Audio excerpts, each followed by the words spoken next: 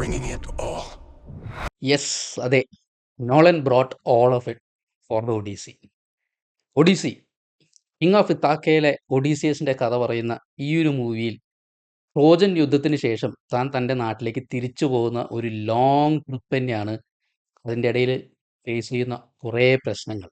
ഇന്നത്തെ video the ഒഡീസിനെ പറ്റിയിട്ടാണ്. ഒരു റിവ്യൂ അല്ലെങ്കിൽ നമ്മുടെ ഒരു ഒപ്പീനിയൻ എന്ന് നമുക്ക് പറയാം. വേറെ എന്താ പറയുക, welcome back to the channel friends. ഇപ്പോൾ ഞാൻ നിങ്ങളുടെ host നിതിൻ. കുടുംബം സപ്പോർട്ട് ചെയ്യുന്നതിൽ കണ്ടൻസ് ക്രിയേറ്റ് ചെയ്യാനായിട്ട് അത്യാവശ്യം കുറച്ച് കാര്യങ്ങൾ പറയാനുണ്ട് ഈ ഒരു പടത്തിനെ പറ്റിയിട്ട്. പക്ഷേ ഫസ്റ്റ് പോയിന്റ് പറയാനുള്ളത്, what A movie.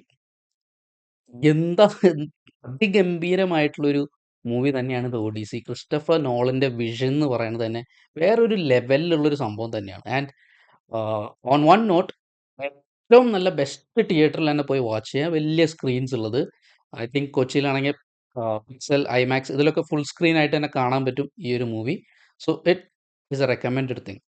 And also ഈ ഒരു വീഡിയോയുടെ കണ്ടന്റിലേക്ക് പോകുന്നതിന് മുമ്പ്, നിങ്ങൾ ഈ ഒരു പടത്തിനെ പറ്റി കാണുന്നതിന് മുമ്പ് കണ്ടിട്ടില്ലെങ്കിൽ നിങ്ങൾക്ക് അറിയേണ്ടതായിട്ടുള്ള കുറച്ച് ഇൻഫർമേഷൻ ഉള്ള നമ്മുടെ ചാനലിൽ വീഡിയോസ് ഉണ്ട്. ഒന്ന്, ദ ഒഡീസി എന്ന ആ ഒരു കഥ എന്താണെന്നുള്ളത് ഒരു ഷോർട്സ് ഉണ്ട്. ആൻഡ് ഓൾസോ ഇതിലുള്ള ആക്ടേഴ്സിനെ പറ്റിയിട്ട്, ആൻഡ് ഓൾസോ പല കാലഘട്ടങ്ങളിലായി എടുത്തിട്ടുള്ള ദ ഒഡീസി എന്ന മൂവീനെ പറ്റിയിട്ടുള്ള ഒരു വേറെ വീഡിയോ ഉണ്ട്, the Odyssey through the ages എന്ന് പറഞ്ഞിട്ട്. കുറേ വർഷങ്ങൾക്ക് മുമ്പ് ഇറങ്ങിയിട്ടുള്ള പല വേർഷൻസിനെ പറ്റിയിട്ട് ആ ഒരു വീഡിയോയിൽ പറയുന്നുണ്ട്. So do check these out. ഈ വീഡിയോസ് നിങ്ങൾ കണ്ടു നോക്കുക.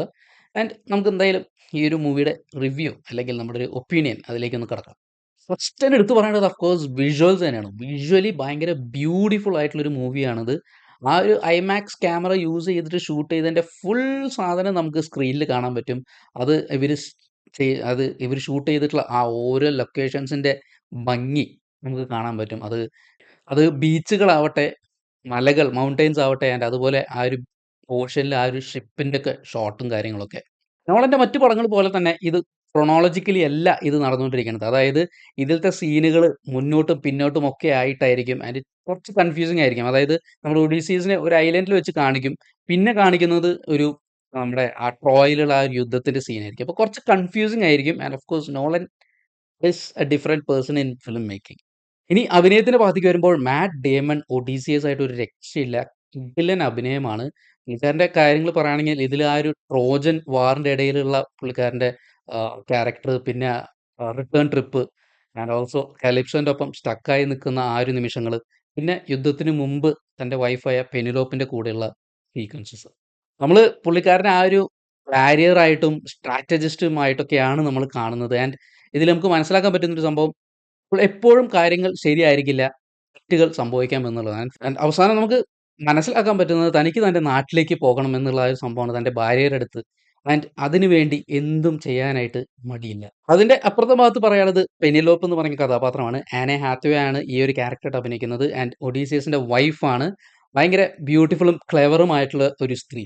ആൻഡ് പുള്ളിക്കാരിയുടെ ശരിക്കുമുള്ള തിങ്കിങ് എന്താണെന്നുള്ളത് മകനായിട്ടുള്ള കൺവെർസേഷനിലാണ് നമുക്കത് മനസ്സിലാവുക. ഒലി മാച്ചസ്, ഒഡീസിയസിന്റെ മകന്റെ കഥാപാത്രമായിട്ട് അഭിനയിക്കുന്നത് നമ്മുടെ സ്വന്തം സ്പൈഡർമാൻ ആയിട്ടുള്ള ടോം ഹോളണ്ട് ആണ്. ആൻഡ് ഇതിൽ തൻ്റെ ആ ഒരു ആക്ടിങ് കേപ്പബിലിറ്റി നന്നായിട്ട് തന്നെ വിസിബിൾ ആണ് ഈ ഒരു ക്യാരക്ടറിൽ നിന്ന്. പിന്നൊരു കഥാപാത്രം എടുത്തു പറയേണ്ടത് ഇതിലത്തെ ആ ഒരു നെഗറ്റീവ് ഷെയ്ഡായിട്ട് വരുന്ന ആന്റിനോസ് ആണ്. റോബർട്ട് പാറ്റിൻസൺ, ബാറ്റ്മാൻ ആയിട്ട് അറിയുന്ന ഇദ്ദേഹമാണ് ഈ ഒരു ക്യാരക്ടറായിട്ട് അഭിനയിക്കുന്നത്. ഇദ്ദേഹത്തിന് പെനിലോപ്പിനെ കല്യാണം കഴിക്കണം. ആൻഡ് ഓൾസോ ഇദ്ദേഹത്തിന്റെ ആർത്തിയും ഇദ്ദേഹത്തിന്റെ ആ ഒരു ബിഹേവിയർ മൊത്തത്തിൽ നമുക്ക് ഈ ഒരു ക്യാരക്ടറിനെ വെറുത്തു പോകുന്ന ഒരു ക്യാരക്ടർ തന്നെയാണ്. ഇതിൽ എടുത്തു പറയേണ്ട രണ്ട് സീൻസ് എനിക്കുണ്ട്. എന്താണെന്ന് വെച്ചാൽ, ഇതിലൊന്ന് നമ്മുടെ ആ ഒരു ജയന്റ് ആയിട്ടുള്ള സൈക്ലോപ്സ്, പോളിഫീമസ് എന്ന് പറഞ്ഞിട്ടുള്ള ആ ഒരു സംഭവം, പിന്നെ സേഴ്സി എന്ന് പറഞ്ഞിട്ടുള്ള ആ ഒരു മന്ത്രവാദിനി, ആ ഒരു വിച്ച് ക്യാരക്ടർ. ഈ സീക്വൻസുകൾ ക്വൈറ്റ് ഒരു ഹൊറർ ഫീൽ തന്നെയാണ് കൊണ്ടുവന്നത്. ആൻഡ് ഇത് നമ്മൾ റിയലൈസ് ചെയ്യിപ്പിക്കുന്നതെന്ന് വെച്ചാൽ, ചിലപ്പോൾ ഇനി അടുത്തൊരു നോളൻ പടം ഒരു ഹൊറർ മൂവി തന്നെ ആവും എന്നുള്ളതാണ്. കാരണം ആ ഒരു ഏരിയയിലും ഇദ്ദേഹത്തിന് സ്കോർ ചെയ്യാൻ പറ്റുമെന്നുള്ളത് നമുക്ക് ഇതൊന്ന് മനസ്സിലാക്കാൻ പറ്റും. ഇതിന്റെ മ്യൂസിക് മുമ്പത്തെ പടങ്ങൾ പോലെയല്ല. ഇതിന്റെ മ്യൂസിക് ക്വൈറ്റ് ഡിഫറെന്റ് തന്നെയാണ്. ലഡ്വിഗ് ഗൊറാൻസൺ ഇതിൽ ആ ഒരു പഴയകാല ഇൻസ്ട്രുമെന്റ്സ് ആയിട്ടുള്ള ഫ്ലൂട്ടും ഡ്രംസും ഒക്കെ തന്നെ യൂസ് ചെയ്തിട്ട് ആ ഒരു പീരിയോഡിക് ഫീല് കൊടുക്കാനായിട്ട് തന്നെ പടത്തിന്. എസ്പെഷ്യലി ആ ഒരു ക്ലൈമാക്സ് ഭാഗത്തിലേക്ക് എത്തുമ്പോൾ, അതായത് നമ്മുടെ ഒഡീസിയസ് ആന്റിനോസും ഗാങ്ങിനൊക്കെ തമ്മിൽ മീറ്റ് ചെയ്യുമ്പോൾ, നമ്മുടെ മുമ്പത്തെ മൂവിയായ ഓപ്പൺ ഹൈമറിലത്തെ ഒരു മ്യൂസിക് ഉണ്ട്, can you here the music എന്ന് പറഞ്ഞിട്ടുള്ള ആ ഒരു OST.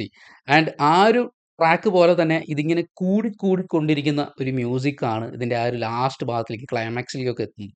ഇതിൽ കുറച്ച് നെഗറ്റീവ് അല്ലെങ്കിൽ ഇഷ്ടപ്പെടാത്ത കുറച്ച് സംഭവം എന്താണെന്ന് വെച്ചാൽ, ഇതിലത്തെ ആ ഒരു അമേരിക്കൻ ആക്സെന്റ് ആണ്. They're pining me for a daddy.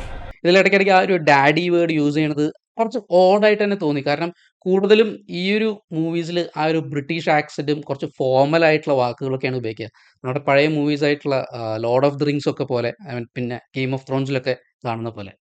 Overall പറയുകയാണെങ്കിൽ ഈ ഒരു മൂവി ഒരു ട്രയംഫ് ആണ് ഫോർ ക്രിസ്റ്റഫർ നോളൻ. ഇതിൽ കുറച്ച് ചേഞ്ചസ് ഒക്കെ വരുത്തുന്നുണ്ട്. മെയിനായിട്ട് ഒന്ന് ആന്റിനോസിന് ഒരു ബാക്ക് സ്റ്റോറി കാര്യങ്ങളൊക്കെ ഇതിൽ കാണിക്കുന്നുണ്ട്. പിന്നെ എന്തുകൊണ്ടാണ് ട്രോയിലേക്ക് അഗമെമ്നനായിട്ട് ഫൈറ്റ് ചെയ്യാൻ പോകുന്നത്? ആ ഒരു കഥ പറയുന്നുണ്ട് ഇതില്. കുറച്ചും കൂടി കൂടുതൽ ഇൻഫർമേഷൻ കിട്ടുകയാണ് ആ ഒരു ബുക്കിൽ നിന്ന്. അപ്പൊ മൊത്തത്തിൽ ഒരു 4 ഔട്ട് ഓഫ് 5 ആണ് നമ്മുടെ ഒരു റേറ്റിംഗ് ഈ ഒരു മൂവിക്ക്.